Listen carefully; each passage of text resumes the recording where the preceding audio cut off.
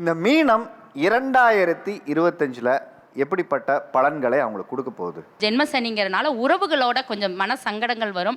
அதனால கொஞ்சம் distance keep up பண்ணாங்கன்னா அந்த மன ரீதியான உளைச்சல்கள் இல்லாம இருக்கும். வெளியூர் வெளிமாநிலங்கள் போறது அவங்களுக்கு சிறப்பா இருக்கும். சொந்த வீடு அமையக்கூடிய வாய்ப்புகள் இருக்கு. கொஞ்சம் ஹெல்த் சம்பந்தப்பட்ட விஷயங்கள்ல ரொம்ப அக்கறை எடுத்துக்கணும். சொந்த இடத்திலேயே பார்த்தீங்கன்னா தொழில் அமையக்கூடிய அமைப்பு இருக்கும்.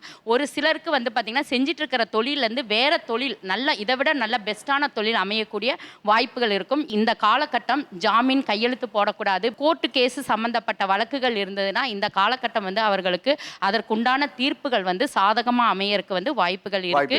மீனராசி குறிப்பா என்னன்னாக்க இந்த சனி பெயர்ச்சியில் இந்த பல் உடையிறது, பல் சார்ந்த விஷயம் இருக்கும். இன்னொன்று என்னன்னாக்கா அதிகப்படியான மூட் ஸ்விங் இருக்கும், தூக்கமின்மை, அலைச்சல் என்பது இருக்கும். அதன் மூலம் வருமானமும் இருக்கும் இவங்களுக்கு.